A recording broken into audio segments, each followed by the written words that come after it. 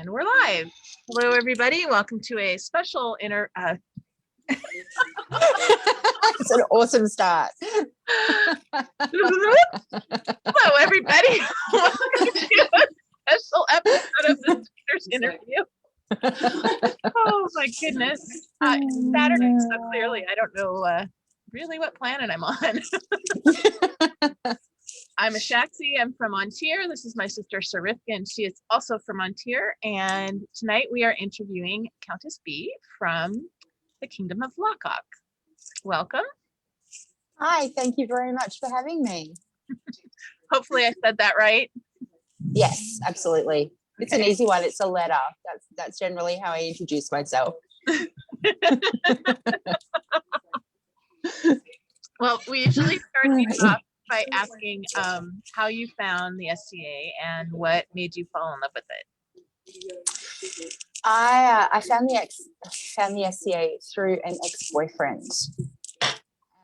He had a group of friends where I was living in Toowoomba in Queensland, and went, well, we'll go along and see what it's all about. And, my first thing I went to was a council meeting in 1992, and got to know a few of the people there.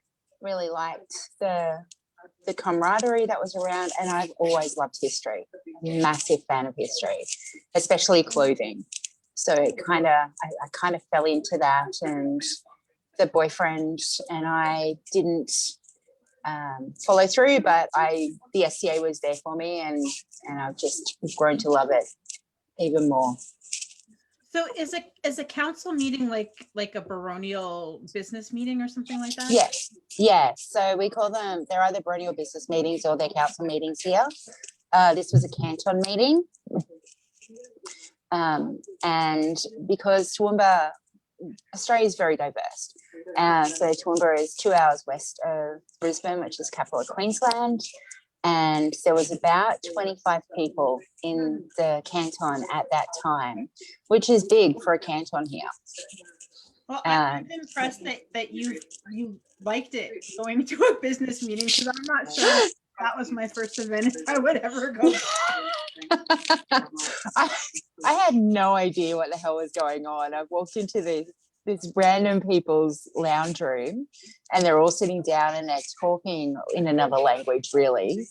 But there were a couple of people there who sat down and explained it to me, and we just, that started that friendship component. Very cool. So you sort of felt at home right away? A little bit, yeah. It did help that I had somebody there that I knew. And then we got to hang out with those people a little bit more. There were small groups of people that we'd hang out with. And as is always a thing in the SCA, you get caught up in different elements of society with the politics or interpersonal issues. And so I fell victim to that quite quickly, and then realised, these people are all there for the SCA. And have really expanded my horizons from that point. Very cool. What niche did you sort of gravitate towards at first? What were your main interests? Was it the costuming or? Yes, the costuming, being a wench. Wearing booby dresses.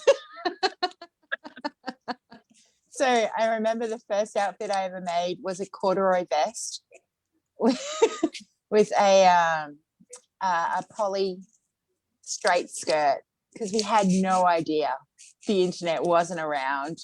And I wore that to an event and went, I'm melting, because it was almost in summer. And yeah, but no, definitely the costuming. Loved the costumes. And I really enjoyed cooking, so I got into that as well, and looking at recipes. Very cool. Did you have a mentor right away that kind of took you by the hand and helped you navigate all the political situations and get you enculturated? Not really. There were, I'm not a mentor per se, but a group of people that definitely helped guide. There was factions happening in the group that I was in at the time, and it was quite tenuous, and sides, you had to choose sides, and I was very young and impressionable 18-year-old who was just moved out of home into a new city, didn't know very many people there. So, you know, I was, and the boyfriend was, well, we're friends with these guys. So yeah, it wasn't really until we split up and I made friends with others and started talking to them, and that it really helped me in that space. Get some perspective. Absolutely. And also I went to Rowaney Festival a couple of years just after we'd broken up, and that gave me such a broader output of what the SCA really was about. Because I'd been to a lot of my local group stuff, and I'd been to a couple of events in the Barony. But yeah, it really was that Rowaney Festival, and seeing all of these different people from all over Australia, and you know, the King and Queen of the West were there, and that was amazing because these people from overseas had come to visit, and yeah, it was awesome. Very cool. Who was your first, like a lot of times when we first come into the SCA, people get kind of fixated on their first king or queen or first peer. Who was kind of your like rock star that you were like, oh? So we have a lovely lady in Riverhaven who founded the group, Mistress Glenavara of Riverhaven, and she is that person up here that is the guru of all knowledge, and just amazing to know. So she was very much one of those first people. One of my first events that I went to in the first year was a spring coronet, because we were still a crown principality at that time, and it was Mouse and Corin that stepped up. And so they were the first prince and princess that I had seen, and it was amazing. It was such an experience there. Very cool. Did you have an ambition right away that you hoped maybe someday that could be you? No, not at all. I see myself as, you know, I fight because I love it. Definitely not in that elite stage.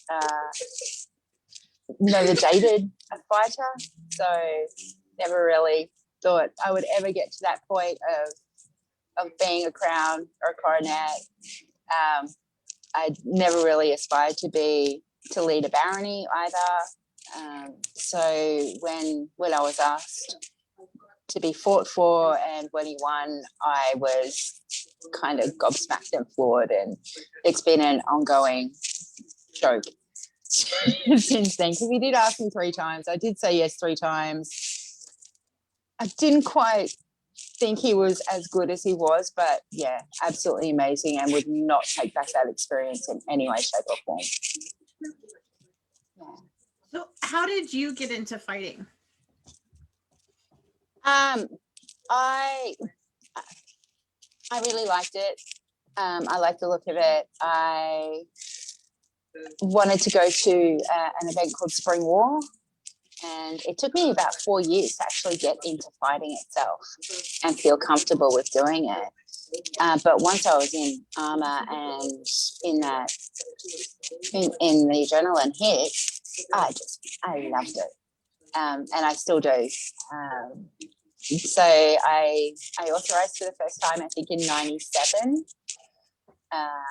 and I've had a few breaks on and off since then. But it was plastic armor and a kettle style helm that a friend made with a metal basket hilt, and the armor I think weighed 35 kilos, and and yeah, it got me onto the field, and just I fought with my barony and fell in love. So are Yeah. you, go ahead, Rifkin. No, go ahead. I was going to ask, are you more of a war fighter, a scenario fighter than a tourney fighter? No, I love war. I hurt myself all the time. So, so every war that I've been in, I've gotten some sort of injury. So I've realized that I do like tourneys and I love melee fights, all the small stuff. And I would rather go out and marshal a war so that somebody else can go and fight. Yeah. Yeah, war fighting scares me a little bit. I don't like to watch it. Oh, really? Yeah, I don't like it. I don't like it either. Because tourney fighting and one-on-ones is so chivalric, and we're supposed to extend each other every courtesy, and then we go out on the war field, and that's not how we fight in wars. No. And that's the part. Well, that I like a lot of things about fighting, but that's one of the parts I really like. So wars, I just like. This isn't my thing. Yeah, I have. And saying that, I fight war at Penzic whenever I go over there, and a part of that is the sheer number of people in the field. So wars over here, we may get up to 100, 150 fighters on the field itself, whereas going over there and there's 10 times as many. And I will generally go out with a glaive and fight beside the pikemen or the spearmen, and just to knock it away. So I don't actually get much combat per se and many kills, but I'm a really good distraction and an awesome dead body on the field. So Everyone has their place, right? yeah, absolutely. Oh, Do you often fight pike, or are you a sword and shield fighter? Generally, I'm a sword and shield fighter, but out on the warfield, I prefer to take out the pole weapons, just especially if it's in a really closed environment. I remember probably one of my first wars, I was in a shield wall and we were packed 5 deep, 5 wide, 5 deep on a bridge. And at one point we moved forward, and I'm not a small person. I'm quite big, and in my armor, I'm not the lightest. But when I got picked up in that shield squish and my feet weren't touching the ground and I just got carried forward in the middle of the pack, it freaked me out a little bit. Yeah. So I'm okay. I'm more than happy to go into a shield wall, but I'd rather be on the side or on the front as opposed to being in the middle. Yeah, it's definitely a control factor in that space. I get that. I've told this story before, but I froze up so bad the one time I did war fighting, I got trampled from behind. So it's just not. Yeah. Yeah. I had one point where we were on our knees and I was frontline in the shield wall and we'd been charged, and I actually went they went over the top of me. I've gone flat back and my helm had bounced, so my chin strap ended up over my eyes and my helm had tilted up. And of course it's right at the beginning of a scenario. I've had to call the hold because there was such a risk of my helm being kicked off with people walking through. And I just remember feeling so embarrassed for that to happen. And that was actually one of the reasons I did stop war fighting for a while. It wasn't that injury, but it was that embarrassment point. What other challenges have you met in your fighting career? My biggest one is getting through my headspace to get into armor. It's one that I still struggle with quite a lot. Even now, I've had 2 major breaks from fighting. So I fought from 97 to 2005. I stopped enjoying it. I I liked being out in armor, but it was just for some reason, like it just wasn't what I was interested in doing at that time. After I stepped down from reigning, I went, okay, I'm ready to get back into this. Had a whole group of people help me out, and I reauthorized. And my reauthorization was against Felix and Eva while they were crowned, of course. Because they're both going, we're both going to fight you, and you're going to do this. And that was amazing. That was a lot of fun. I think part of the reason for stopping the first time was I didn't feel like I was a part of a group. I fought with my barony, but it was a bit disjointed. Whereas the second time I went into a fighting household and have been so warmly accepted in there, and I know that I can fight with them at any time and have major support in that space. And I'm so open to learning from so many people. The guidance that I got was you walk out, you learn from everyone, and you take the bits that work really well for you. And that was awesome. And then the third, and then I got injured. So I had to stop fighting until about a month ago, and I reauthorized. So I'm very excited for that and keen. But one of my biggest challenges is really my armor's in the car. I need to get it out of the car. Okay, it's out of the car. Now I actually have to get motivated to open the bag and start putting my armor on. And the only person I'm disappointing is myself, but I still do it. I still disappoint myself and don't get into armor, and then like, oh, I should have done this and I should have done that. But it's very much getting through that headspace and trying to I know that I will learn, but I don't know, it's just a big thing right now. I think that's true for a lot of people though. Like the hardest part for me is actually getting in the car and going to wherever I need to go to fight. Because once I'm there, I'm having a great time and it's fun. And like, why did I ever not want to go? But actually fighting the inertia of like whatever I'm doing at home and getting there, it's the hardest part. And it's weird, but yeah. I've taken my armor to events. I've taken it across to Penzic, and I took it to Sport of Kings and didn't get into it. Yes, I know. Okay. I knew that. All right. Well, the next time you come to America and and you bring your armor, I'm going to hunt you down and we're going to fight. Excellent. I'm in for that. Because I think a part of it is that motivation. There is that. I went to Sport of Kings with a couple of really good friends, and one of them fought, the other one wasn't feeling well. I'm like, all right, so I don't know, no, I won't. And then I may have got a bit of peer fear of Rivkin because I saw you fight. You totally shouldn't. No, but it was a it's an idol thing. Like when we talk about people that we admire out on the field, you were one of them. Yeah. Well, thanks. I don't. And very well.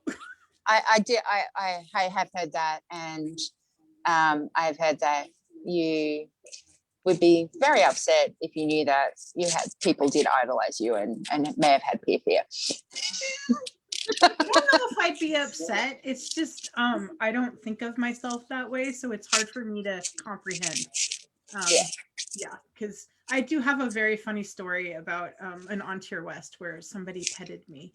So I know it happens and it's not upsetting. It's just odd. Yeah, I feel you. I totally understand that now. Duke Sean says the next time you're here and you have your armor, we need to let him know too. Okay, now I'm freaking out even more. Right. He shouldn't at all. He's a great teacher. And yeah. So Yeah, so I one of my good friends has him as one of the guys that he is just exemplifies as a fighter. So yeah. I'm sure he was at that Sport of Kings too, because that was like not the last one, but the one before, right? No, he couldn't make it. Oh, okay. That was the one he couldn't make it. He was going, but he couldn't get there. Because I remember that Mari told me that there were going to be Australians there.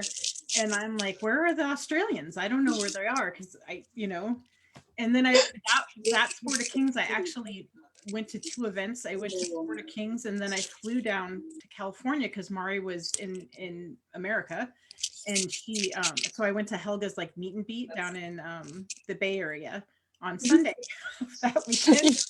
And he's like, did you meet the Australians? I'm like, no, I didn't see them. I did a couple of classes, so I was happy with that. And then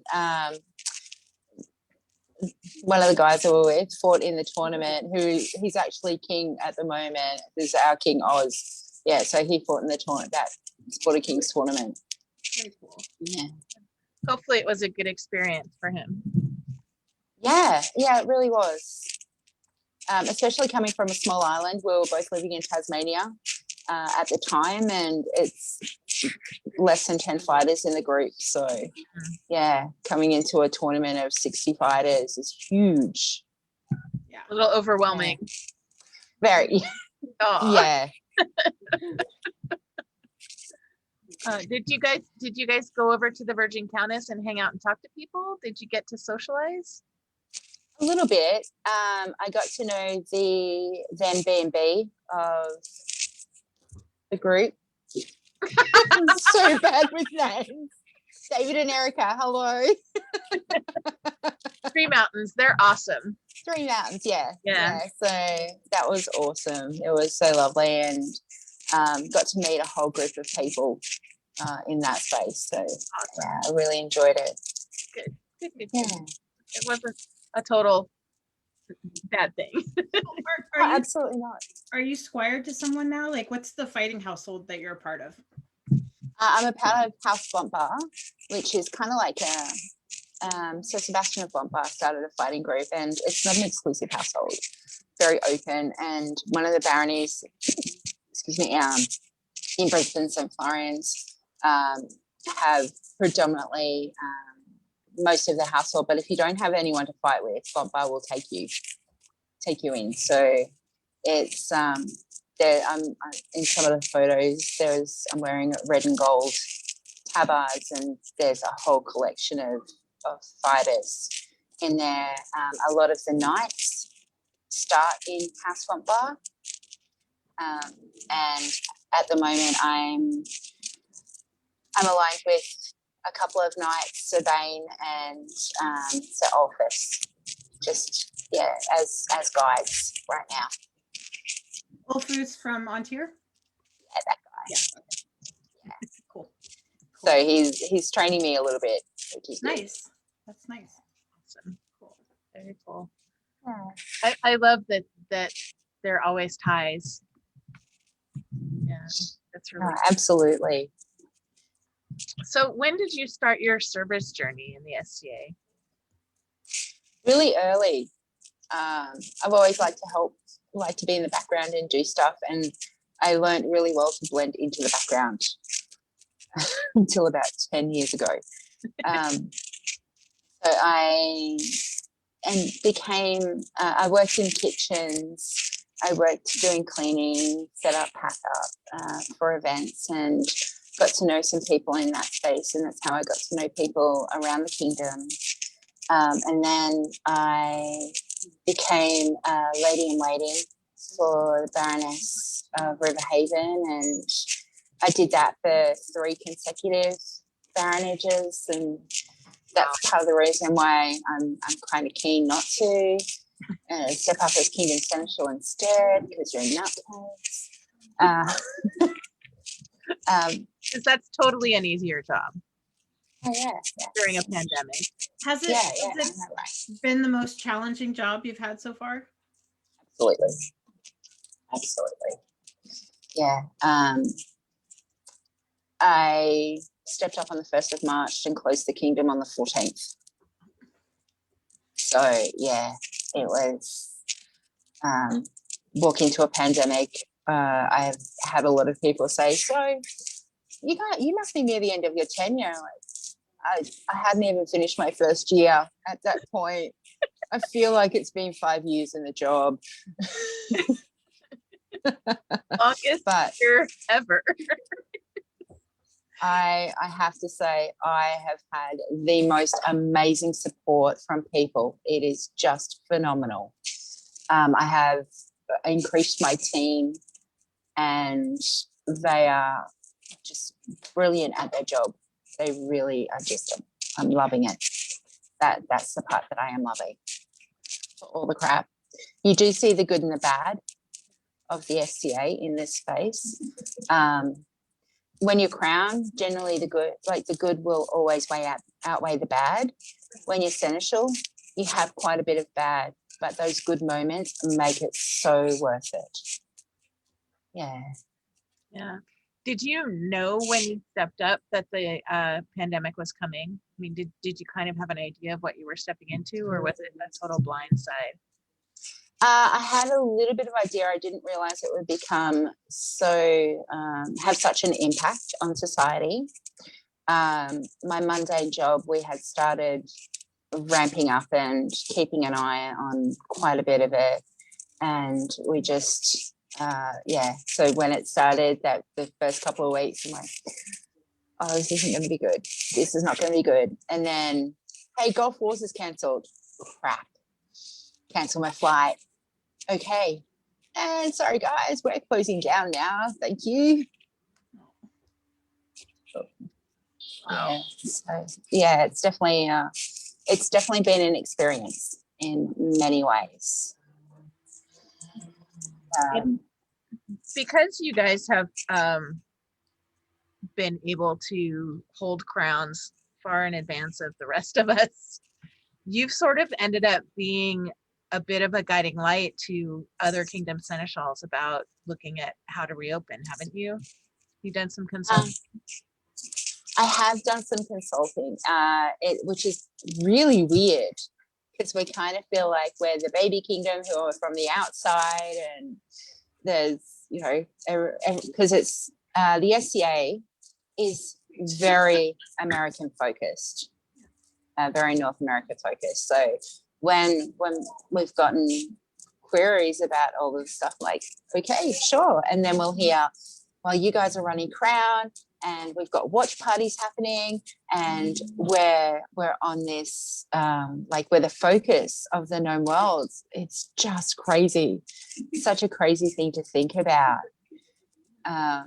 But it has been amazing. There's definitely been a lot of hits and misses, and we've learned a lot from what we've started with, particularly in those crown and coronation points. The biggest advice that we've got is always be willing to be flexible in everything. I ran 12th night over here, which ended up being a crown, tourney, and coronation. Crown tourney Saturday, coronation Sunday. And we had 3 capital cities closed down because of COVID. So I lost 90 registrations within the week before the event, to the point where we had people who had flown down from Brisbane to Canberra. They were there for up to maybe 6 hours because they had to return home for a 3-day lockdown on that weekend. Our last coronation of King Oz and Queen Miriam, we had a lockdown in Sydney, in somewhere the weekend before, and Perth the weekend before, and then Sydney flared up the weekend after. So you've just got to be so flexible with how everything will run. Wow. It's a lot to think about. It really is. I've been really impressed at how you all have made the tough decisions and made it go forward anyway.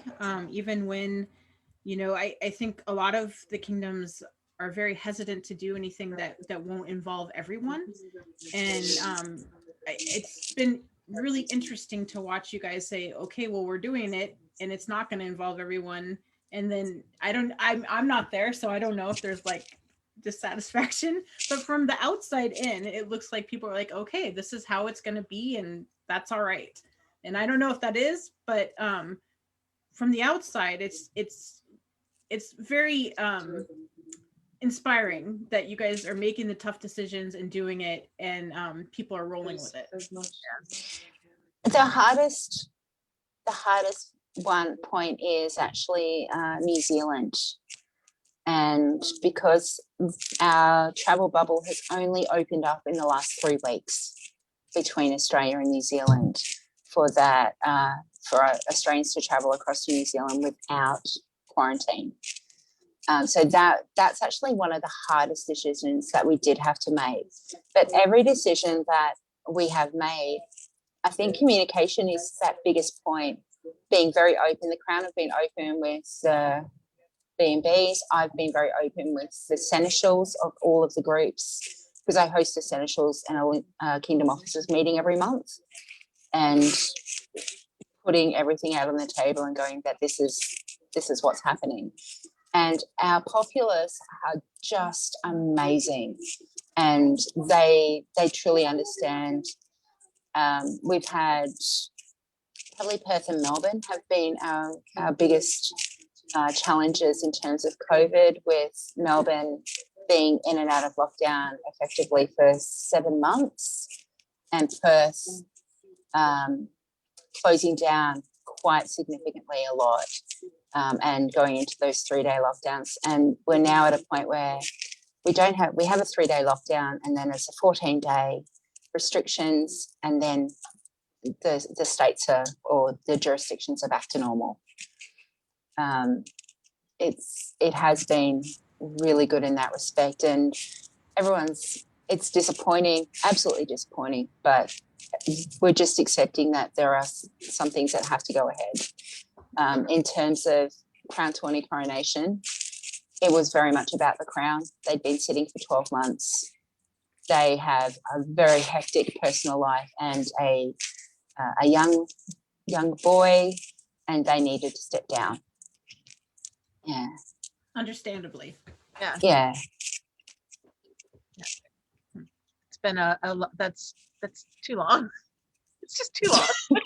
I really feel doing the Crown Between Two Roses interviews and interviewing some of the crowns that are still on the throne, I feel for them. I really do. I think face-to-face and doing a normal activity is quite hectic, doing a normal reign, but having the online component, having everything is so tenuous as well as at the moment, and you really do feel like you have to work that bit harder to ensure that the populace is engaged with everybody, like with yourselves, and you're looking after the welfare of the kingdom. Normally it's just on that interpersonal level, but this time it's on a mental health and physical health level. We've been extremely lucky in Lochac that we've not had a COVID case across the SCA, but we always know that there is that risk of it happening. So we haven't lost anybody to COVID. We've lost members of our populace, but not because of pandemic. Right. Yeah. We cannot say that. No. No. And that's why I think it's really difficult for when you're in that royal space, or you have that officer perspective. As Kingdom Seneschal, I am so mindful of the welfare of all of my populace. And I call them my populace because that's who I look after. I have the groups, and I have my seneschals and my kingdom officers, and they downline to the populace. So, and we're all here to look after each other, and we're all here for the same reason. And it's the joy of the SCA. Well, thank you for doing all of this incredibly difficult work. You know, in I have addition, amazing people, just saying. well, but in addition to doing the job of seneschal, you also started Crown Between Two Roses and have been really active online, making things happen, filming your crowns and coronations so that the rest of us can obsessively watch them. So can I tell the funny story about coronation? Oh yeah, do it. Okay, the best part of coronation was the guy that you reigned with in his booty shorts. Henri. So I'm gonna embarrass myself because Shaxi and I are like messaging back and forth about I'm like, you know, what is he wearing? You know, and we're taking screen captures and yes, so that was very, very entertaining for us and I really appreciate it. That was his elevation outfit for his pelican. Yep, I actually Googled, I got on Facebook and I searched him and I found pictures of his elevation and I sent them to her.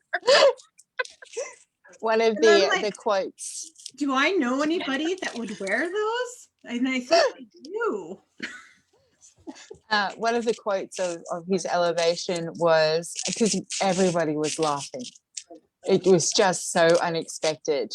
Because Henri has been wearing Viking for so long to come out in this amazing lunch jacket. And it's amazing. Yeah, and the Queen, they have known each other for a very long time. At the time, Sabine. And Henri, you just hear at one point, Henri go, Your Majesty, my eyes are up here.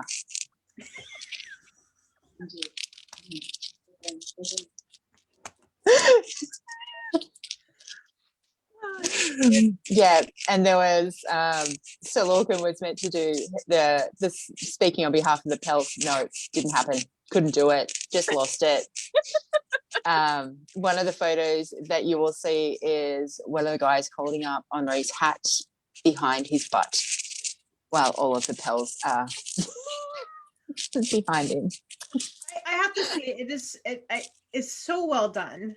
And it's amazing, yes, and it's true to period. Yeah, so much confidence wearing it. Like, to me, it wasn't funny. It was this amazing thing. And I'm just like, I hope he's a nice guy. He is awesome. He really is. Yeah. But it was just the funny was because of the shock. Yeah. Like I said, Henri has worn Viking. He's done Burgundian. He's worn Viking. To come out in that outfit was hilarious. We really, not just that, but like your crown tourney. I mean, I think I told you before, like we had people from 14 kingdoms watching together. Just we had a Zoom watch group. Yeah, the way you guys have let the rest of the known world sort of virtually live through you has been super amazing. And the Crown Between Two Roses too. I mean, you guys, Shax and I were talking and I'm like, they do sometimes 3 interviews a day. Like, that's a lot. That was crazy times. We're now down to 1 or 2 a week. Yeah. And we've expanded our team. Countess Lilia has retired from it just with life. But we've got Duchess Eva and Duchess Anglin, and we've just introduced Countess Elizabeth. She's joined the team. She hasn't done any interviews yet, and Countess Catalina. So it's been amazing, and it's a bonding experience for all of us as well. Not only just for the interviews, but to just get together and chat and get to know each other that bit more.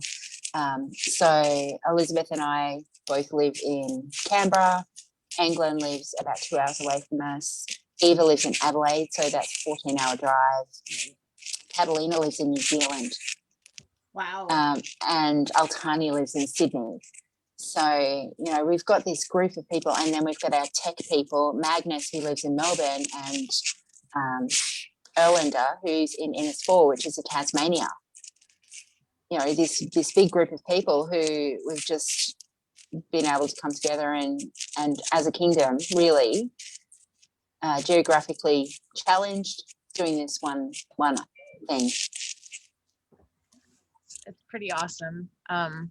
We definitely have benefited from doing interviews as well. Our relationship has totally gotten stronger, and it's been great to get to know so many people and form bonds. And I feel a bond with other people that are running shows too, because it's such a unique experience. And to see other people doing it too is so encouraging, and it just kind of keeps you going. Because so thanks for being on that team with us. Oh, thank you guys. You were the ones who inspired this. The reason that we do this is because you guys started paving that way for it. And one of the biggest compliments I think that we all have received is we're documenting our histories now, which has never happened. We interviewed Fleeg last year, which was phenomenal. We're very lucky at Pembrokeshire. Fleeg camps with the Lochac encampment, so we got to know him a little bit better. But a lot of our populace have gone, we don't know who this guy is. It's like, this is Duke Frederick of Holland, known as Fleeg. He was at the first party, one of those founders of the SCA kind of people. And getting a part of that drive is getting our populace to know people from across the known world, that there are shared histories, shared stories, and like-minded people out there, that we're just this massive community. Yeah. That's true, and he's hilarious. Yeah, I mean, funny guy. But it's just made the known world feel a lot smaller. Yeah. So For sure, and it's really made me want to travel more.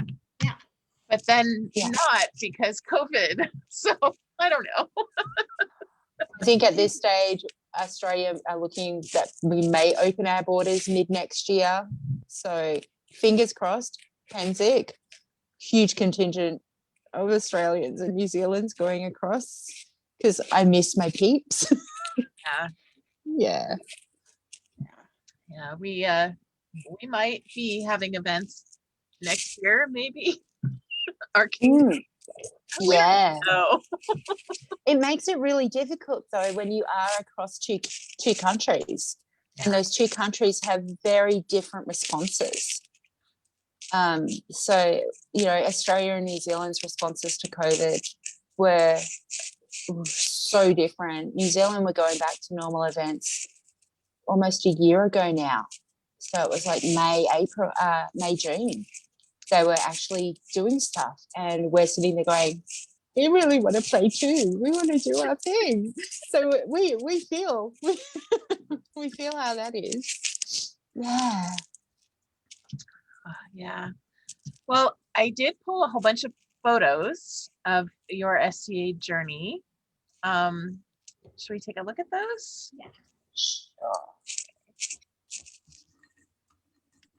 And you have not gotten to preview these, so. No, oh my gosh. You know how I was talking about that corduroy vest Is that it? and straight skirt? That would be one of them. So I think that was like 94, 95. That photo was taken. Holy crap. So we all start somewhere. We do.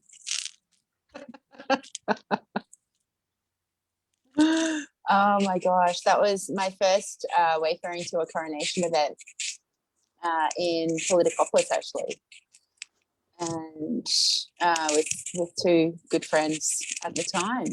Yeah, and me just being a normal idiot. Yeah. Oh wow. So the two ladies on, I don't know. Yeah, that one and the other one on the other side don't really play very much anymore. But the other lady in the middle, she's active. Yeah, so it's definitely been a while. Again, back in the wench days. Oh, wow. That was I think that was definitely a festival, Rowaney festival, where there was lots of alcohol involved. Sorry. That's all right. And those are the early ones, and then the rest of these are not in order because I have no idea. That's okay.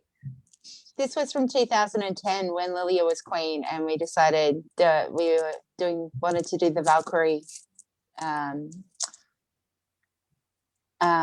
Valkyrie pose at a baronial. Yeah. So we were all members of the royal household. I love it. That was crown swearing fealty, the incoming Baron and Baroness of Mordenvale.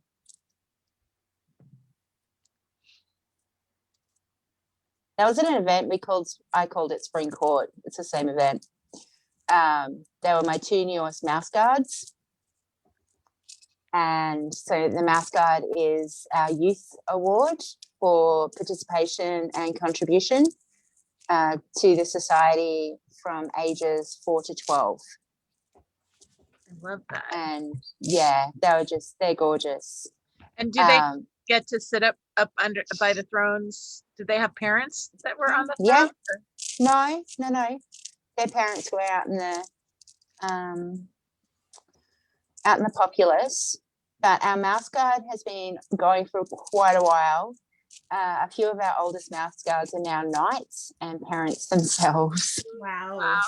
Yeah, so you call the Mouse Guard up, and there are these guys that walk up. So Baron Rufus, Sir Lankin, all come up and sit down and join in. Yeah, they love it.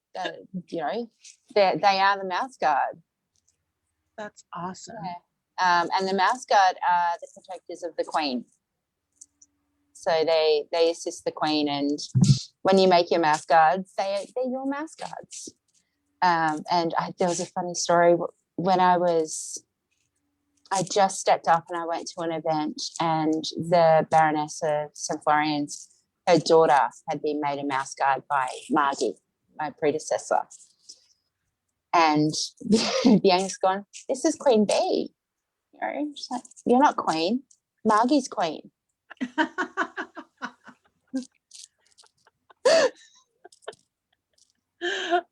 Imposter. Pretty much. They're just so cute. Yeah. So that was that same event. So awesome. Are these like their tokens? These little bags? The bags, yeah. So now they called them Mouse Guard because the order was created by Princess Carudwin the Mouse, and that's what her device is. And so they were her guard, and we've continued that tradition. Lochac is very, very heavily steeped in tradition. I love that. I love that you include the children that way. It's awesome. I think it's an awesome way to include kids. We have like story time with the crown, but nothing like this. This is really special. Oh wow. Yeah, it makes them, it really does make them feel like a part of the society. And our Mouse Guard are revered in the kingdom. You wear your mouse pouch with pride. Nice. Who makes all the pouches? We have the Worshipful Company of Embroiderers. Wow. So it's the largesse of the embroiderers across the kingdom. Are they the ones that keep up the cloaks too? Yeah. Those cloaks are amazing. Yeah. I pulled a picture of one. We'll look at one later. Okay. Yeah. So this was during a laureling ceremony. The chain had been hand forged. So Lochac, we do wear fealty chains as peers, not just as knights. So we do have the option of having a fealty chain or asking for a fealty chain, and the medallion or token is put on that. And it is that direct link to the crown. Cool.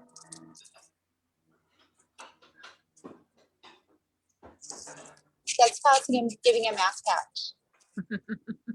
So you can see all the kids around. They're all mouse guards. Wow. I love it. Yeah. Yeah.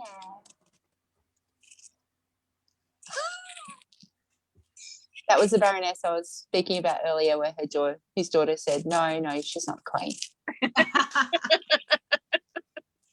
I miss Bianca. She's amazing. It looks like you guys had so much fun when you were reigning. We did. It was a blast. That was our coronation, not coronation, our crown tawny garb that was made for us. So when Henri won, neither of us were very prepared, and we didn't actually have garb. Nice. So we had an amazing group of people who coordinated a whole chunk of garb for us. That was our second day. Actually, that was our second day coronation garb. Yeah. Very cool. Is that sort of a tradition for your kingdom to have somebody who runs wardrobe for the crown, or is that sort of a special thing that happened for you? It's not a tradition per se, but it is something that does happen. It depends on how long you've been playing, what kind of garb you already had. For me, at that point, before Henri won, if he hadn't have won, I probably wouldn't be playing anymore. I was definitely in that space of needing to step back and not really enjoying a lot of elements of the SCA. And reigning, this is the weird thing, reigning really reinvigorated my love and joy, and I got to meet so many people, because neither of us were peers, and we weren't very well known across the kingdom. So yeah, that unknown factor and unknown quantity coming in. Wow. Yeah. That was our divestiture. So that's Eva. Is it Eva? No. I'm terrible with names. Oh, I can't remember who it was. But that was our step down garb. And that's Eva and Felix winning crown.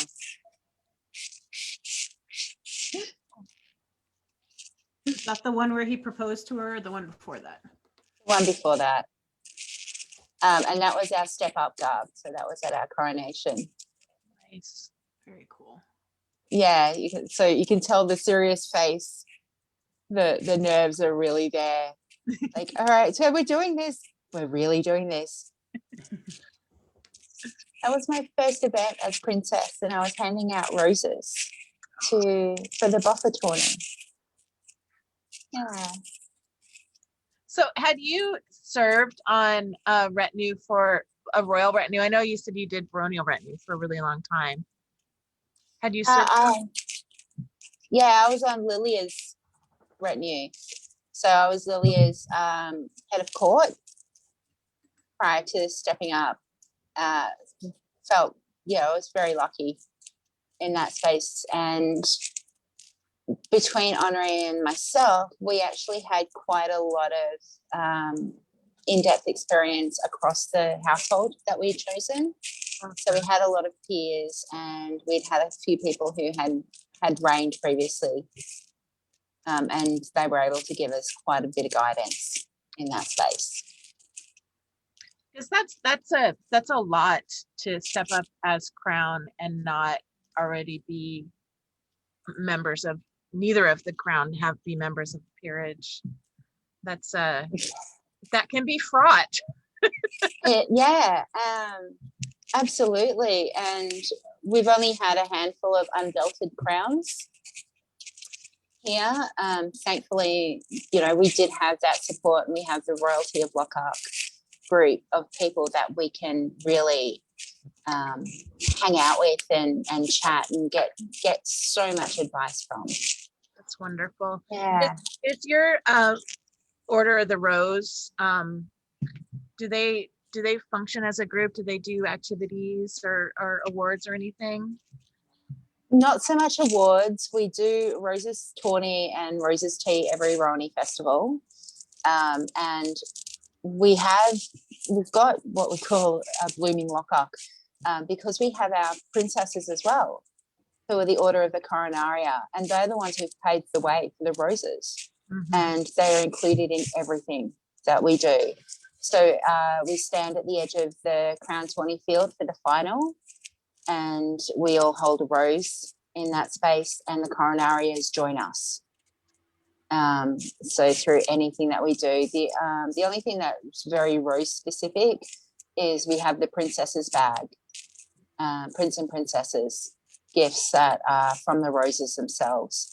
And we have the bag is embroidered by Gudrun, who was the first queen of Lockhart, and the prince's bag, which is a water bottle cover, is done usually by Countess, but they're filled with bits and pieces and things that you think you may need, or fun, like frivolous little bits and pieces, like a princess's key lanyard and that, just some fun bits in that lead up as a gift, and to know that there is always going to be support there.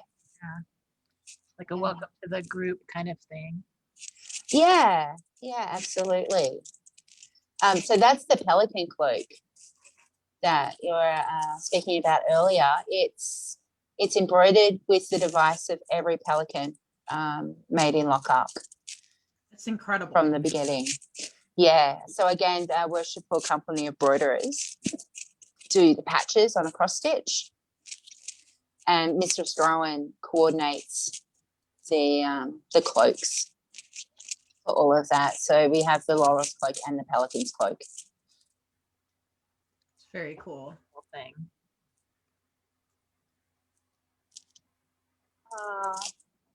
That was my first 20 after I reauthorized, and Draco gave me a ring for Valor.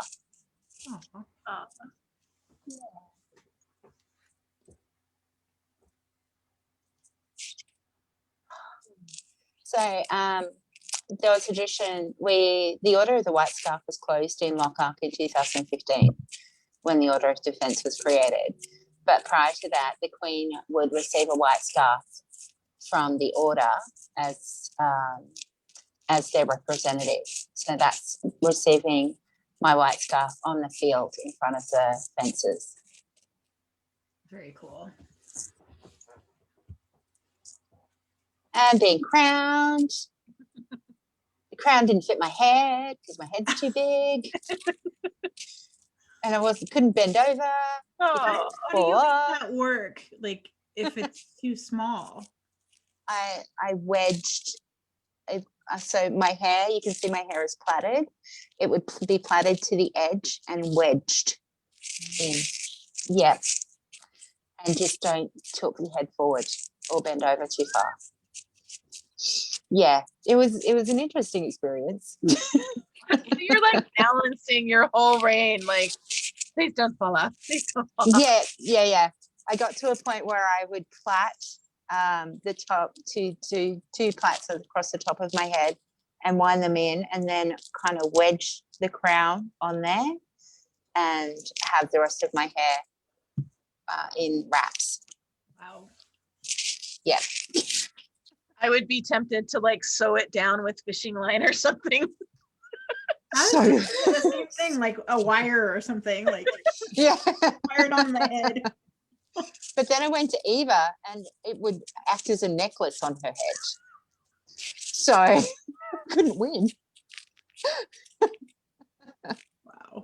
I just have a really big head. We both do too. Giving it a rose to a little man. Aww. So, sorry, the princess coronets in the previous picture. Oh, I'll go back. Yeah. So they're actually the coronets from when we were a crown principality. When you win crown, you presented with those. So that's what you wear for the 2 months in the lead up to your coronation. So again, it's that tradition point. Yeah. And they're amazing. And they're the original ones. Yes. That's so cool. That's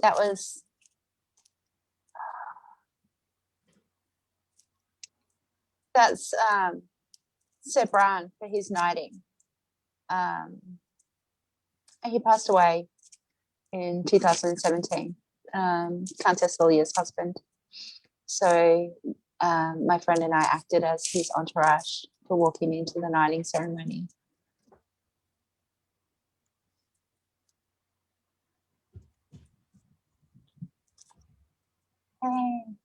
That's invocation for our crown tourney. We asked all of the fighters to swear fealty before walking into the crown tourney to ensure the integrity of the event itself, of the list. He did find lots of pictures. Oh my goodness. We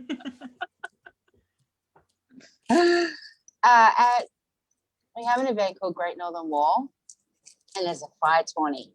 So that's the middle of the list field for a pelican elevation being done. It's super cool looking. Yeah. Are those like tea lights all the way around the field? No, they're gas lines. Oh, cool. Yeah. Go back. Yeah. So they're it's all done by gas flare. So they're gas pipelines with small holes drilled in them.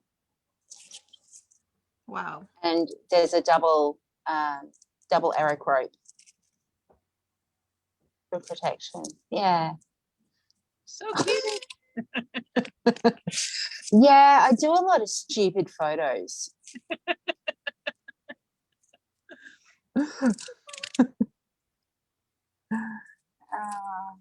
Yeah.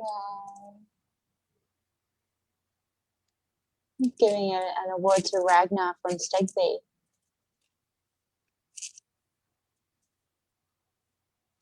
Again, the 520. Yeah, the 520. It's just amazing. Henri and I were Crown Prince and Princess then. That was my first event. I did it on my own. Henri was at Penzek. Wow. There's a close-up shot of that. Yeah.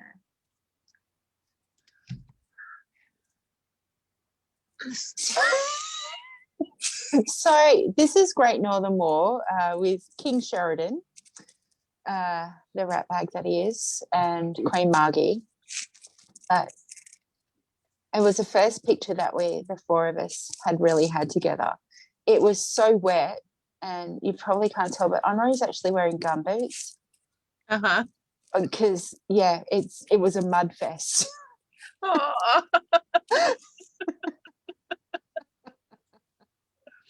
Everybody looks a little stunned. Yeah. It's an awesome event. Oh shit. Uh-oh, we lost our video. Sorry, no, that was me. I'm back now. Hello. So being crown in your kingdom involves a lot of travel. It does. That was landing in Melbourne. So Henri and I traveled. He did Penzek, and I went to Perth. And we stepped up in Adelaide. Our Crown 20 was in Sydney. Our step down was in Melbourne. Traveled to New Zealand, Tassie, Canberra. Yeah, did quite a bit of travel. Yeah, I don't think people realize like Australia is bigger than the United States. Yeah. So basically, I think it's around the same size as the US, but the difference is it's our one kingdom.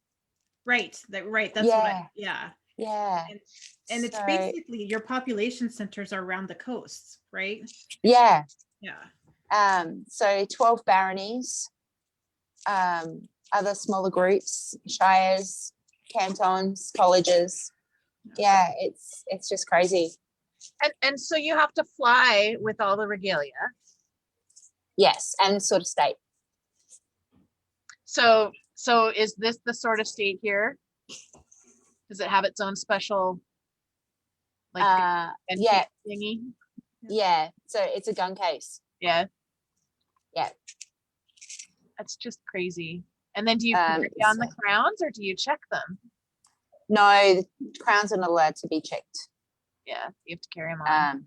Yeah, so the black bags on top, they've changed, but those two black bags, one on top of each bag, is the are the crown bags. So, and that doesn't include, we were really lucky because we got to hand over the boxes early, which is all of the paperwork that goes with being crowned. Yeah. Wow. Like, yeah, here's all this fun stuff for you. You can have it all now. I pulled this because that's a lot of stuff to travel with. And you have to travel in order to get to the events that you go to. Absolutely. And that's why we took that photo. It's like, this is it. This is the last time we'll be taking this much crap with us. Wow. Yeah, because we each had a carry-on. So our crown bags were our carry-on. Plus we had 2 bags each. And I think we checked another bag with two other bags with mates. Yeah. It's crazy. Wow. That was our coronation feast. It's just gorgeous. Yeah, it was amazing. It was lovely. It was absolutely amazing. But you felt it was very removed from the rest of the populace. Mm. Yeah. Because you're up there at that table and everyone else is down in the pit. And it is a tradition that the crown and the landed royalty sit at the high table, and it's maybe a couple of others by invitation. Yeah.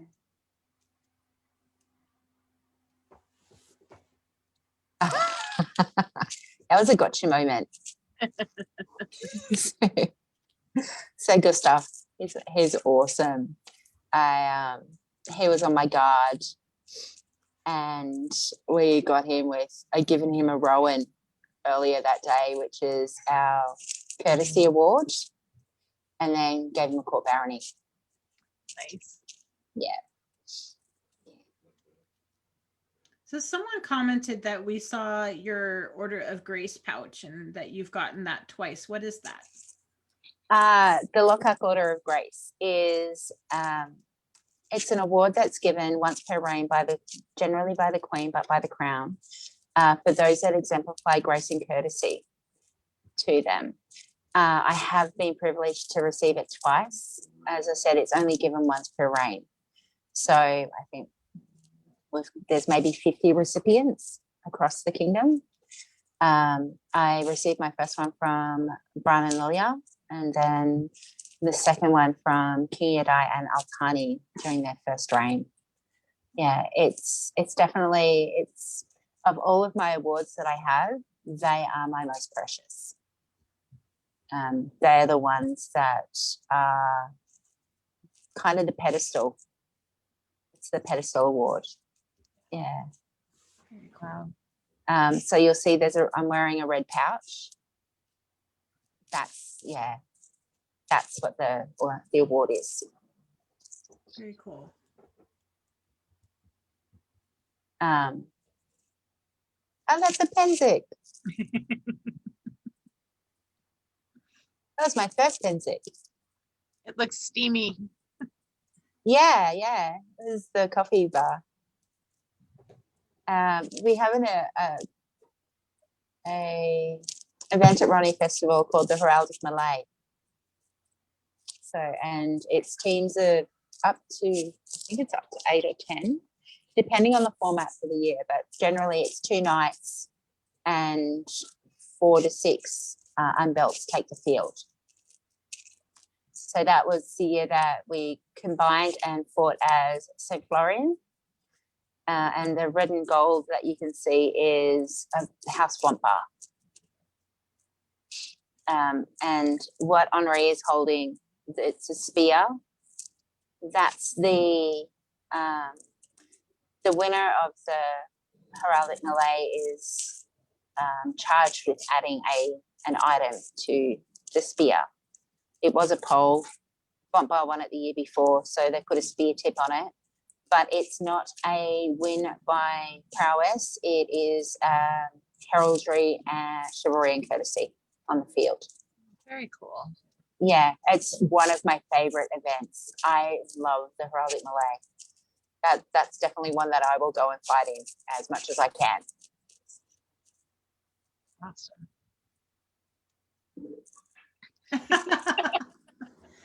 That's a standard photo.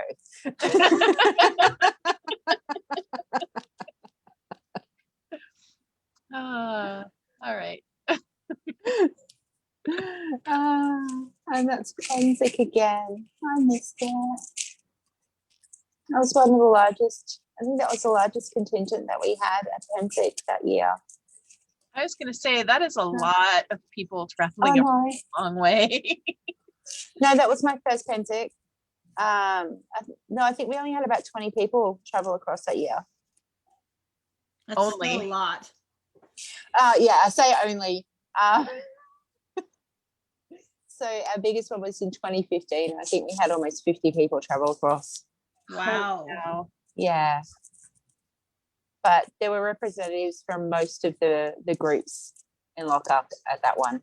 Do you have a storage on site at Penzic that you have tents and things in, or how do you do that? There is a storage, like one of the trailers down the back. It's the old AE trailer, is what Lochac has used, and there's a lot of stuff because some people only go once or they only go every few years. We definitely put loaner gear in there. I've been really lucky. I've actually got clothes and feasting gear and other bits and pieces. Like I have a pair of thongs and a tankard and a helm that are stored at my friend's place who live 40 minutes away. Oh, nice.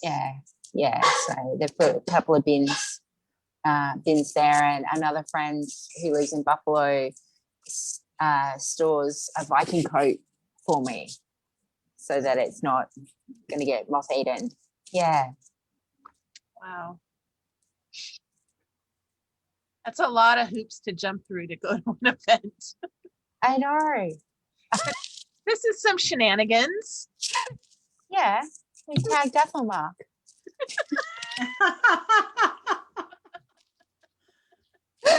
I thought that was awesome. We may have tagged a few kingdoms that year. That was Neil and Leiden's first reign. Now again, that was our first trip to Penzic. So fun.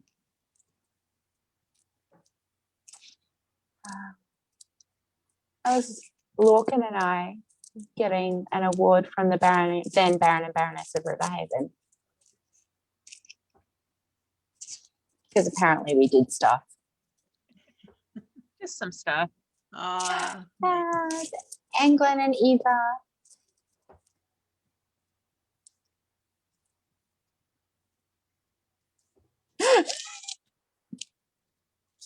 We decided that we were going to do a late period thing at Roni Festival, and then got photobombed. I remember that one really clearly because I've walked up to Lorcan. Lorcan's a really good mate of mine. I've walked up to him and he's looked at me and then had to do a double take because I looked like a girl.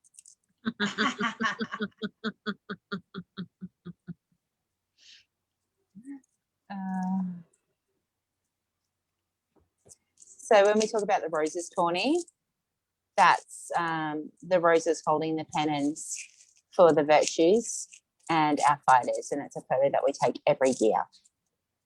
So cool. I love that. That's really cool. It's I generally will organize it and organize the Roses Tea for it, which is our shenanigans get together afterwards. So tea is in like quotes tea. Yes, quotes Yes. tea. Roses tea. Yeah. Generally alcohol and snacks. Much alcohol and snacks. Oh my gosh. I stole a hat.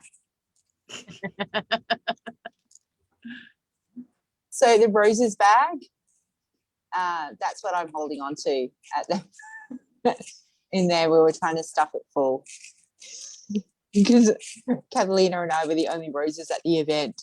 So we're trying to work out what to put in there, and I don't know. And Kingy and I's helping me. I don't know why. You look like you guys are having It's fun. fun.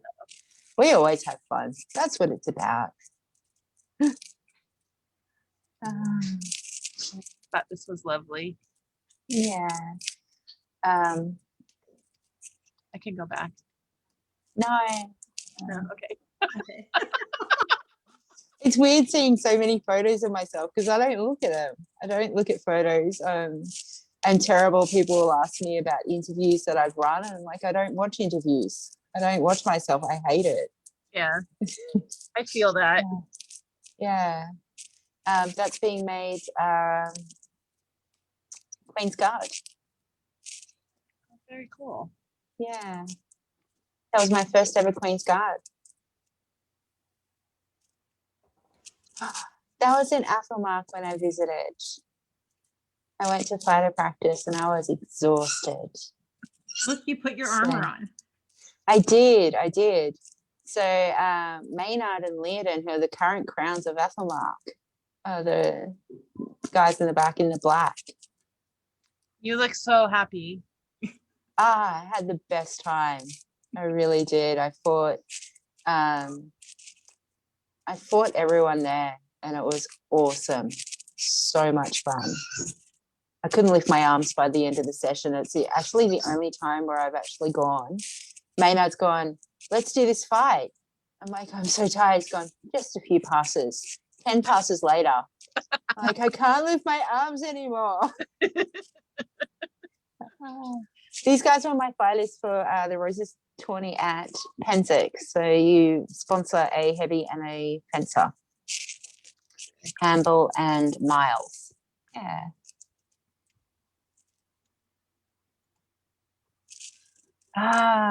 Bridget. So that Baroness Bridget is Politicopolis, so she's my local baroness. Okay. And we hang out a bit.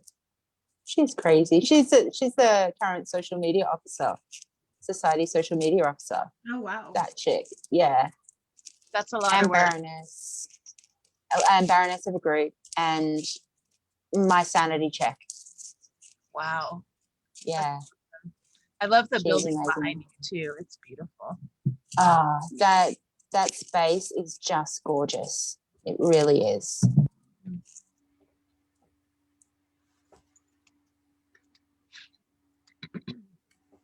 That was our last May crown. March crown. Yeah. Is this your PAL medallion? That is one of them, yeah. Okay. Is there a story behind the link? It's actually my fealty chain. And there are links from people on the chain who inspired me quite a bit. The medallion itself, I had asked for a medallion, which was my peer. It was my peer's lineage. And one of my lovely friends couldn't give me a link of his chain. So he carved a bone medallion for me. Oh. And that was what it was presented on. Yeah. Very cool.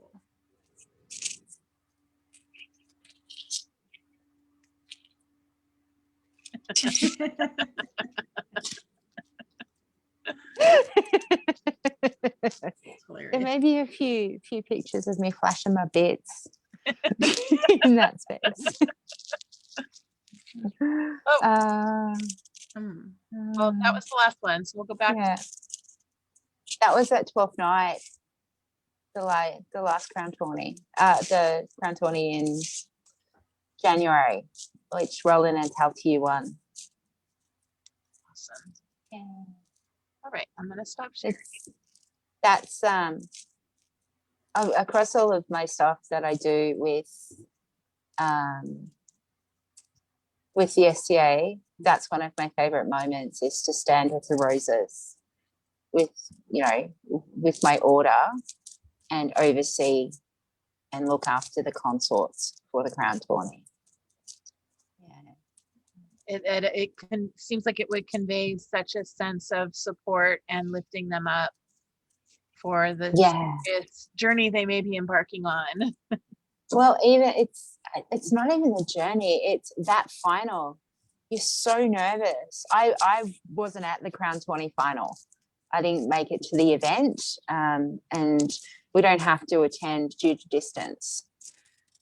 But those that do, it's such a nerve-wracking thing, because our tourneys are generally best of 3 in the final, and it could be it could be anyone.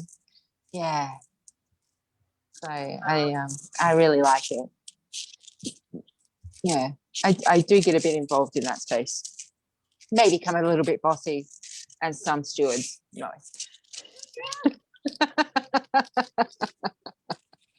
Awesome. So I want to ask you about your capelet. You wear that all the time for your interviews. So Tell me what all the significant things are. okay, Rose.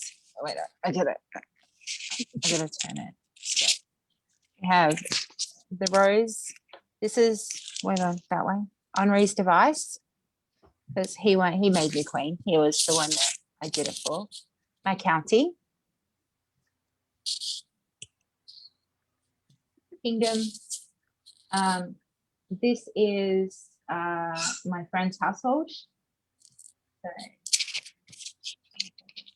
Sorry. Pretangling All right. earbuds. I'm just trying to not choke myself. Almost done. So this way. This is the bumper component. Bumper household. My peer is Mistress Margie, and she was my pelican and laurel, but so she's still my laurel. And so Oz, who fought for me in our crown tourney, and my device.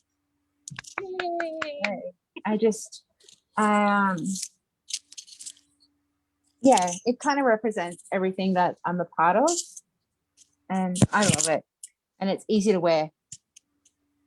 I like it. So as you can see, I'm a little bit lazy when I do my interviews, and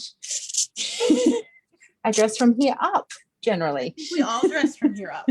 Yeah. I have sweatpants and sandals on, so Nice. I have pajama pants and slippers on. So Yay!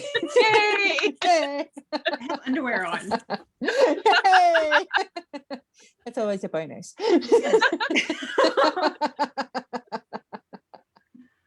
Oh, we're telling secrets. It's okay, no one's watching, I'm sure. It's funny though, because sewing during the pandemic, I do from here up first on anything I do, so that I have something new to wear, and then I finish from the waist down. I haven't finished from the waist down on anything new that I've made. It's all like from about here up, and then the rest is not finished. So I'm gonna have some work to do before we go in person. I've made one piece of garb since the pandemic, and it was a tube. So I sewed up the side, and I sewed the top and bottom, and then pinned it. And that was my piece of garb that I made. I think, Go ahead.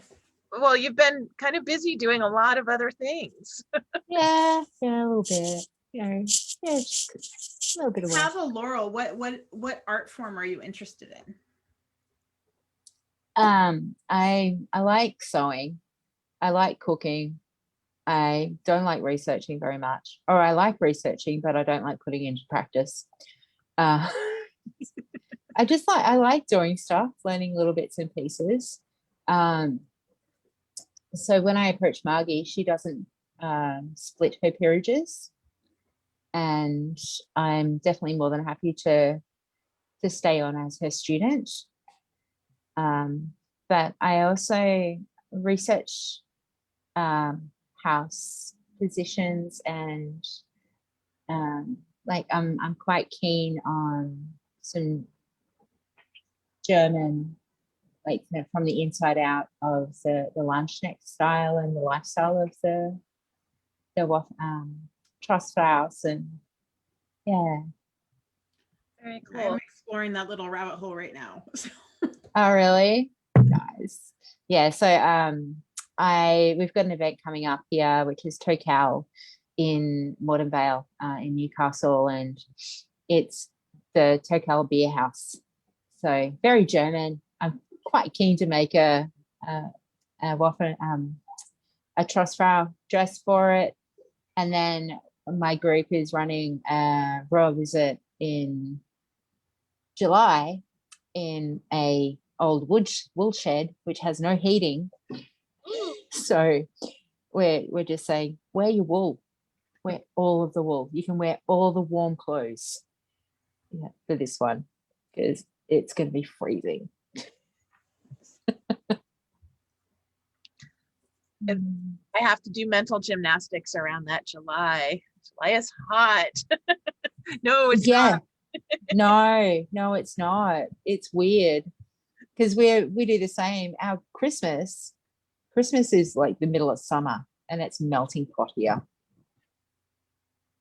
So my family used to do a full roasted Christmas dinner for lunch. It's like, no, we're doing salad and cold meat, and yeah, that's it. And we're cooking in the barbecue outside.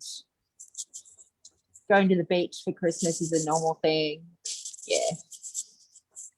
I'd like that to be a normal thing. I could Yeah. get into that. But you guys have like 4th of July.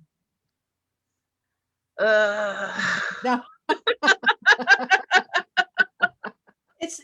We have a lot of like Native American casinos up here, and they sell a whole bunch of fireworks because it's legal on the Sovereign lands.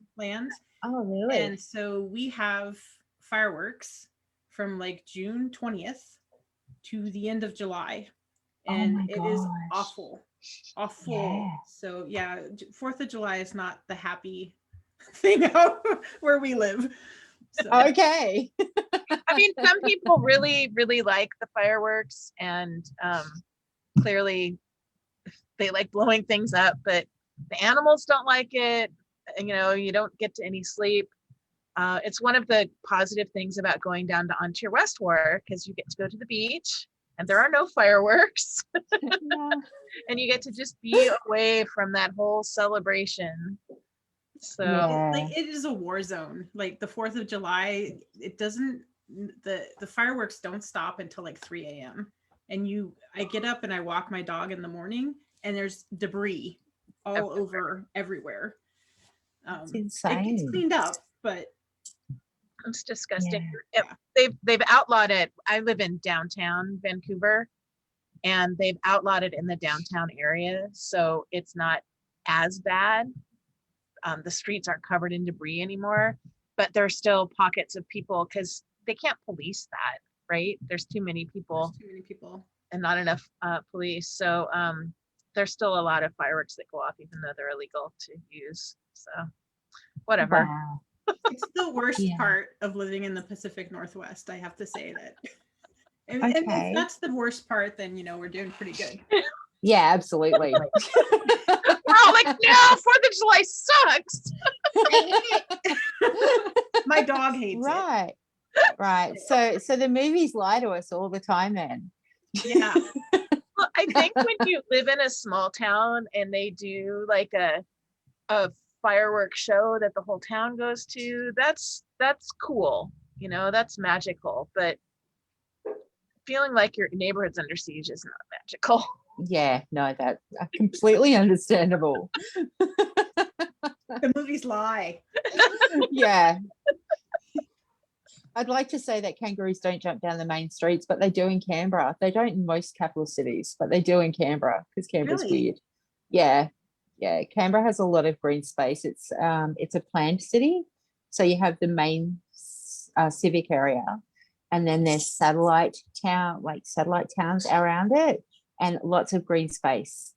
Nice. So yeah, I love the green space there, but you just got to watch driving home at like 9 o'clock at night that you don't hit roos, or you can't leave. There's some stuff you can't leave out because cockatoos are really destructive. Wow. Yeah, yeah. They Yeah, eat the facing, trying to get their beaks into seeds. stinkers. My husband learned an important lesson about drop bears this month. Yeah, About what? drop bears. Yeah, You gotta watch out for drop bears. yeah, they're not real. Oh. He thought they were. That was fun. Anyway, You need to Google drop bears, Rivkin. Okay.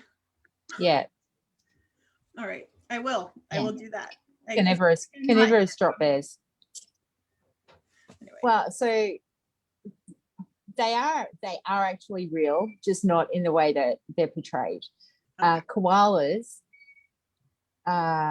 live in trees and they eat eucalyptus. Eucalyptus is a drug to them, and so they're stoned 20 hours a day. If their claws aren't hooked into the trees, they fall out. Oh, okay. Hence, they're drop bears. Okay. Got Yeah. it. Got it. Yeah. Yeah.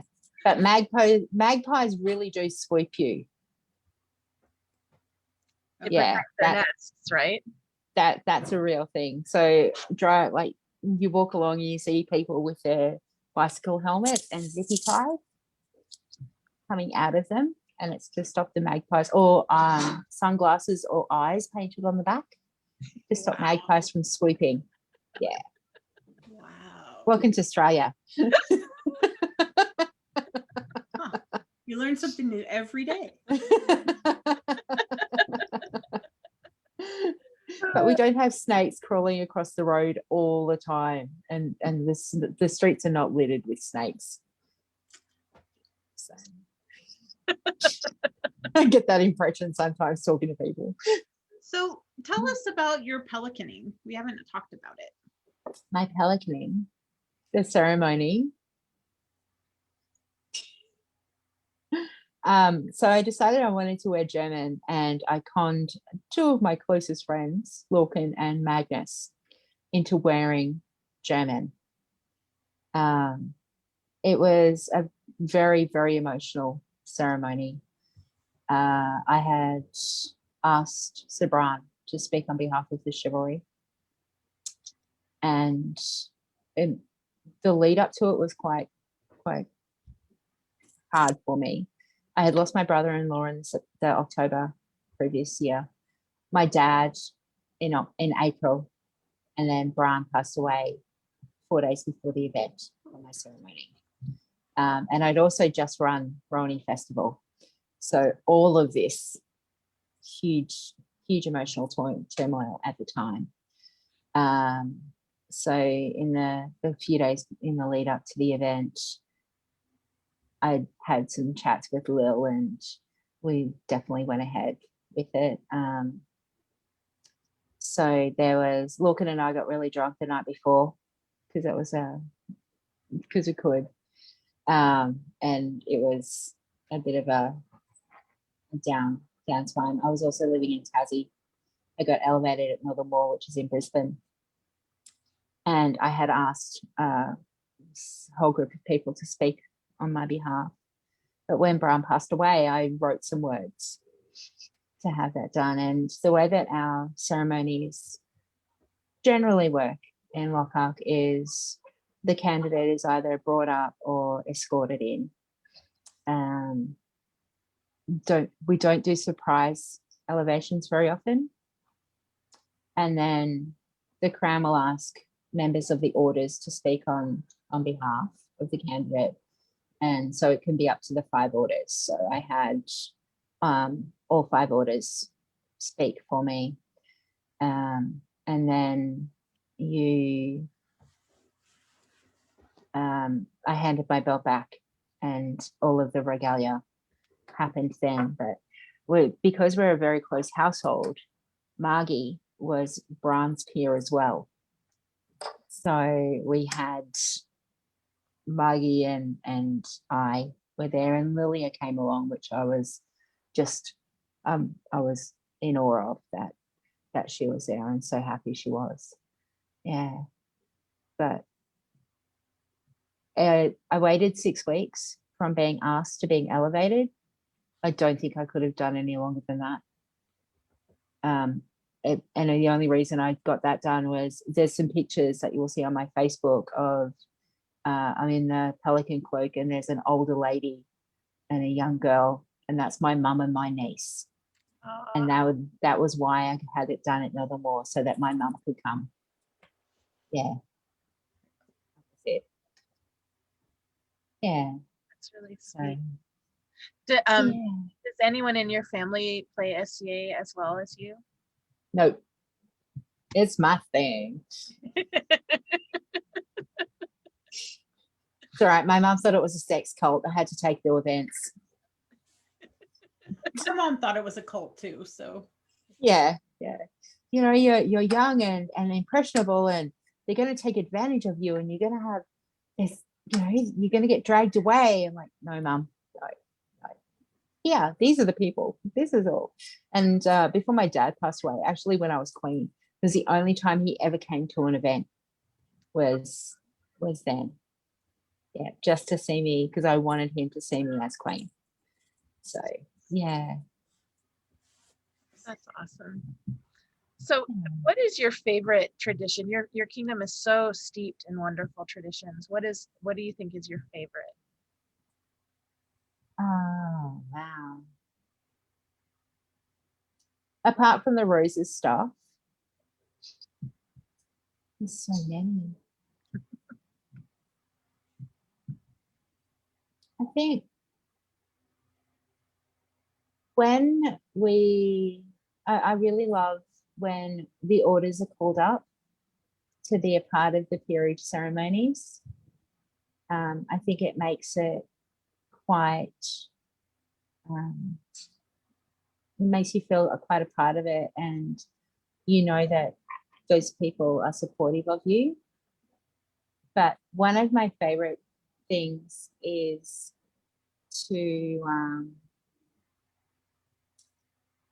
the salutes at the beginning of a tourney, especially if you're being fought for. Because our heralds do our salutes until the marshalette gives the lay on, and you always salute the crown, you salute your consort, and you salute your opponent. And the opponent salute can be anything from fight well to a hug. Yeah, and that is done at the beginning of every tourney. Not done in every round, but it's beginning of every tourney, whether it's a melee or a single kill. So you would have seen that with our crown tourneys. Yeah. Very cool. Rifkin, do you have any other questions? Oh, I don't think so. Is there anything that you wanted to talk about that we haven't talked about? No, I'm pretty good. I'm happy to talk about anything generally. Well, we haven't talked a lot friends about your know. reign, but I had fun. I loved my reign. Yeah. We our reign, we were the 21st crown, so we were the party reign. would That's you how like we to rolled reign it. again? I would. It's definitely something that I wouldn't say no to. And knowing what I do now, um, there's not much that I would actually do differently. I would, yeah, it would definitely be a different experience and a different style of reign. But I love being a part of the royal households. I'm forever grateful that I did get to reign, because you automatically have this connection with people who are on the thrones, and you can empathize and have those discussions, which you just can't have with other people.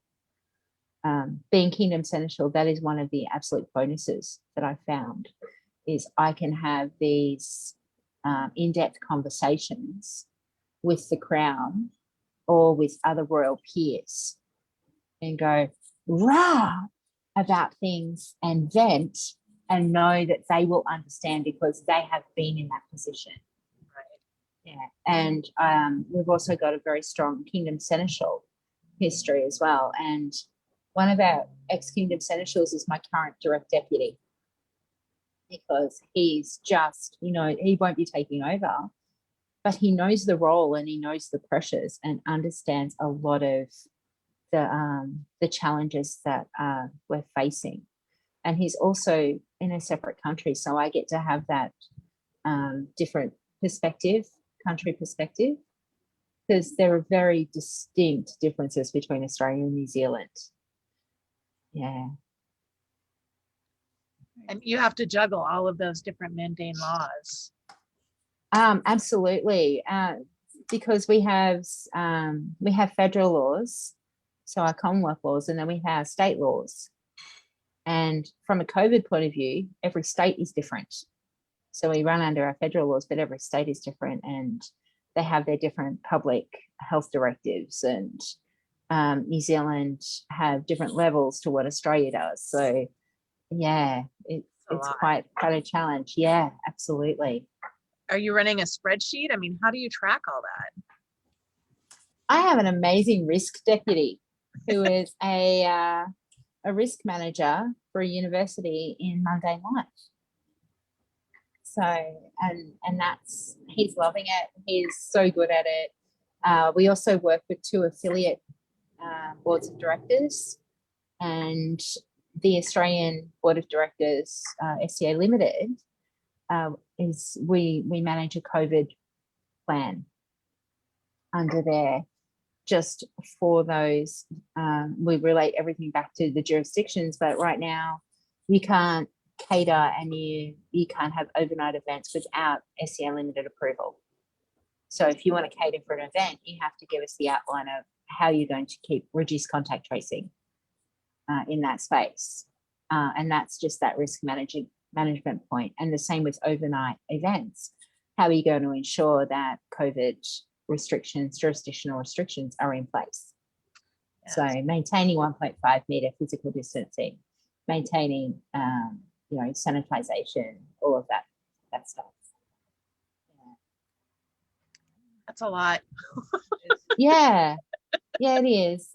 Which is why I keep saying I'm blessed that I have an amazing team of people behind me. I really am.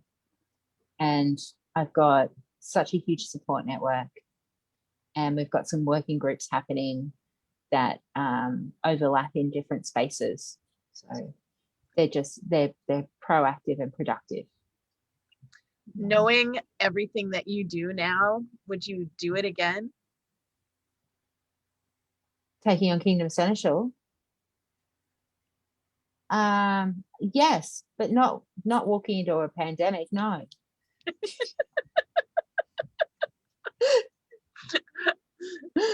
I recognize that was a really weird question. I'm sorry. No, absolutely not.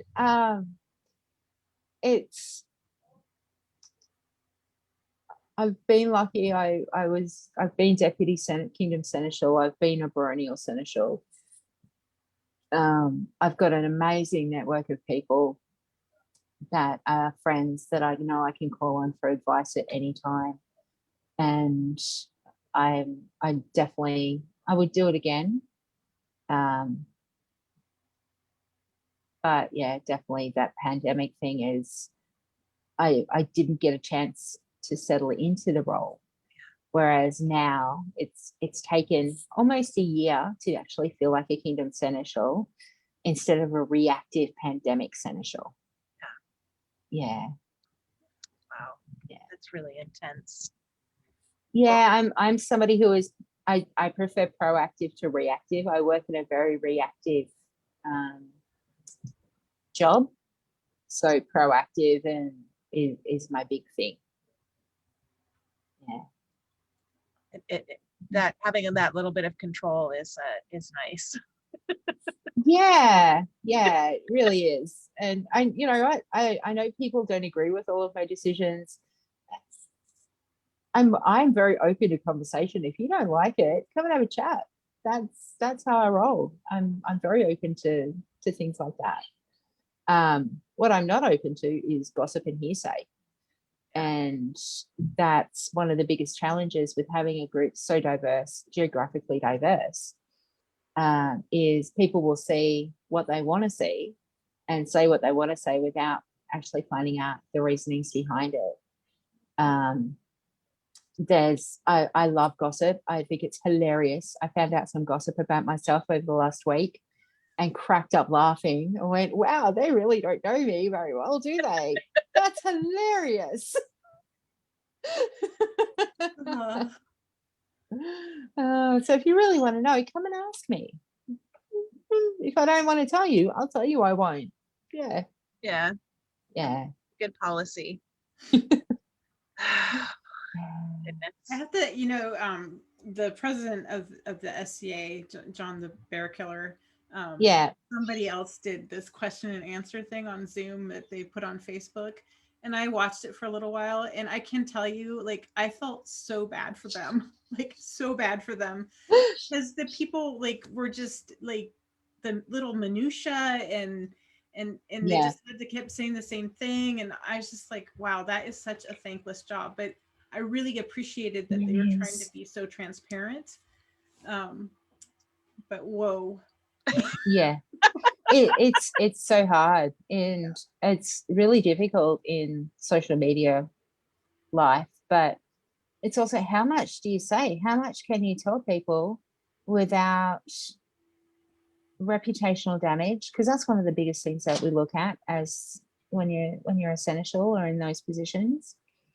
And you've got to look at I hate the term, but it's the greater good. Right. Yeah. You really do have to look at it from that wide perspective of the populace.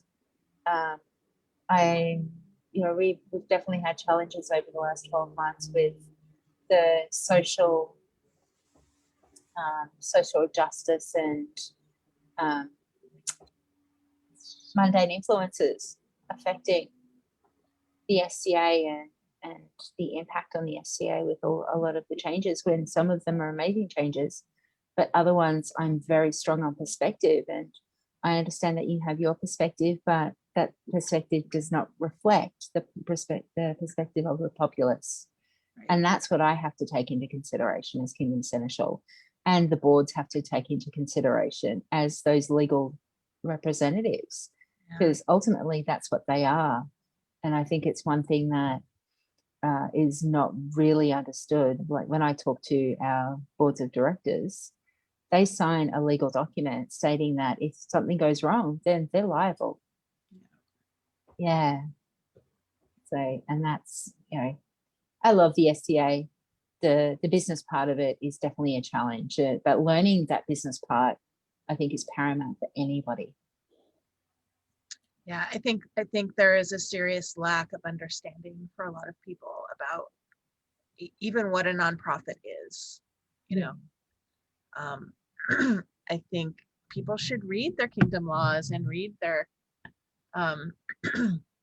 society rules and know just a little bit of education would help all of the people doing the jobs that you're doing that much, because it eliminates so many of those repetitive questions that Rifkin's talking about.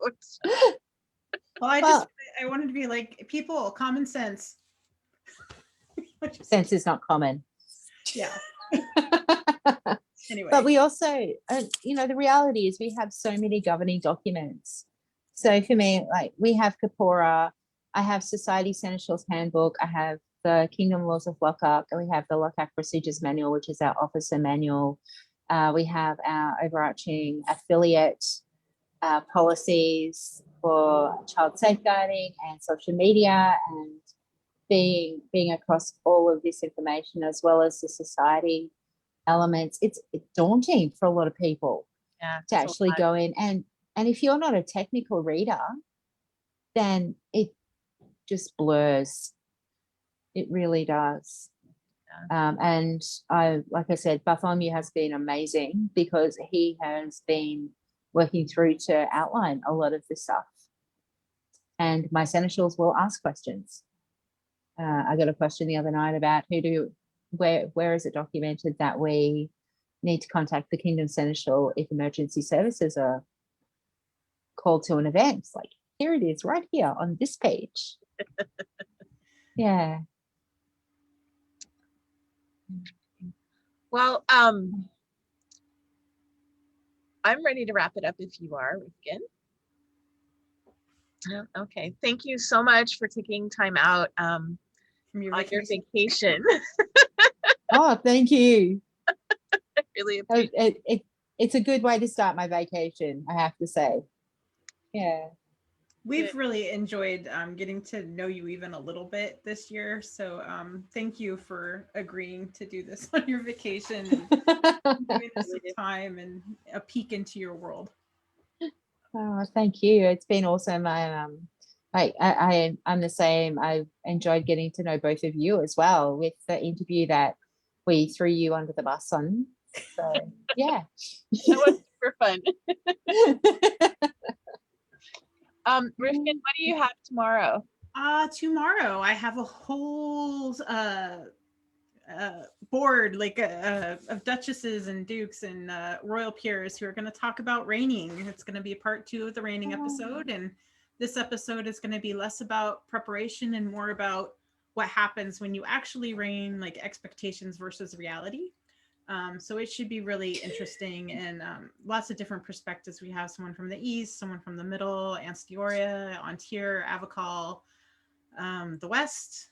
So it should be the last one was super interesting, so this one should be interesting too. Yeah. And then oh wow, okay. I just totally spaced out for a second. On the Laurel's interview, we're having by Countess Marion from the Summits, who is awesome, and she my husband was her sergeant. So she's a very instrumental person in his SCA life. And then Wednesday, we are interviewing Sir Justin de Leon, who is a very thoughtful person and one of the main people in our kingdom in the DEI movement. Just a very, very thoughtful and interesting and deep thinker. Yeah, and he's been playing since the 80s. He started in the Outlands and then moved to Antir. So he's also a really long-term player. So that'll be fun. Yeah. All right. Well, thanks again. Thank you very much. And I'm going to see if I can stop it from streaming. There we go. Okay.